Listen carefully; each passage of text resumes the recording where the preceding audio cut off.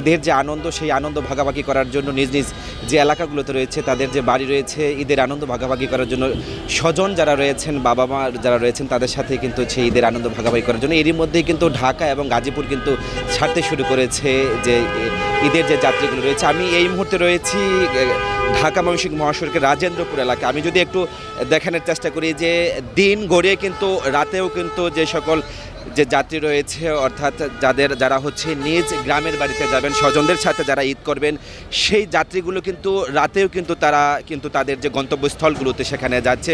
দিনের কথা যদি বলি ঢাকা ময়মনসিংহ মহাসড়কে দিনে কিন্তু বেশ কয়েকটি জায়গায় কিন্তু থেমে থেমে গাড়িগুলো চলছে। গাড়ির বেলা বাড়ার সাথে সাথে গাড়ি এবং হচ্ছে যাত্রীর উভয় কিন্তু একটি চাপ ছিল, সেই কারণে কিন্তু ঢাকা ময়মনসিংহ মহাসড়কে কিন্তু প্রায় সময় আমরা দেখেছি থেমে থেমে কিন্তু গাড়ি চলেছে, কিন্তু কোনো জটলা বা যানজটের কোনো কিন্তু আমরা দেখিনি।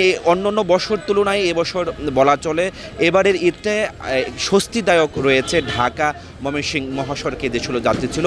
আরেকটি বিষয় বলে রাখি যে ঢাকা টাঙ্গাইল মহাসড়কের চন্দ্রা এলাকায় দিন বেলা বাড়ার সাথে সাথে কিন্তু গাড়ির একটি চাপ এবং যাত্রীদের বাড়ে, সেটা কিন্তু এখন আর রাতে কিন্তু তেমনটি দেখা যায়নি। আমি এই মুহূর্তে রয়েছি ঢাকা ময়মনসিংহ মহাসড়কের রাজেন্দ্রপুর এলাকায়। এখানে আপনারা দেখছেন যে দূরপাল্লার যে বাসগুলো রয়েছে যাত্রীবাহী যে বাসগুলো রয়েছে সেখানে আসলে অনেক সময় দেখা গেছে ঈদকে কেন্দ্র করে কিন্তু অতিরিক্ত ভাড়া নেওয়া হয় বা ভাড়া নেয়, সেই জন্যই কিন্তু আসলে অনেকে যে যেমনি পারছে ট্রাক পিক আপ অর্থাৎ এগুলো করে কিন্তু জীবনে ঝুঁকি নিয়ে কিন্তু তারা তাদের যে গন্তব্যস্থল সেখানে কিন্তু যাচ্ছে। আমরা একটু কথা বলবো, এখানে একজন রয়েছেন যাত্রী, আমরা তার সাথে একটু কথা বলবো।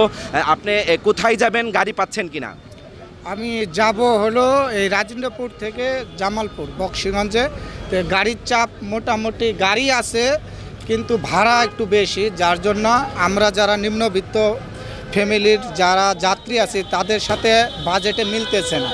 গাড়ি আছে ভাড়াটা বেশি, তারা মুখে যে আপনার যে মাঝে মাঝে যে অভিযানগুলো চলে কাউন্টারে চলে, যদি আমাদের এই যে মাঠ লেভেলে যদি ভোক্তা অধিকারের অভিযানগুলো চলতো ভাড়া তদারকি করতো আমাদের জন্য সুবিধা হতো।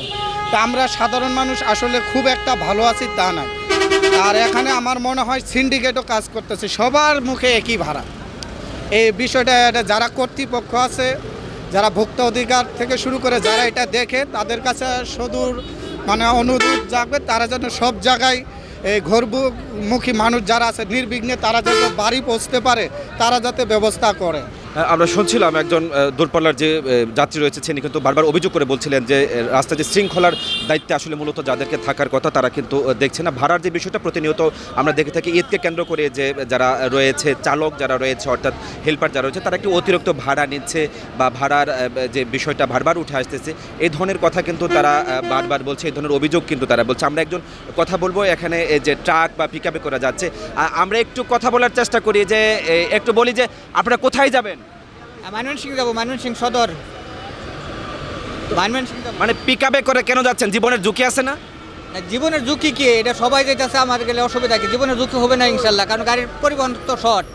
মানে বাসের চাইতে এটা ভাড়া কম না বেশি?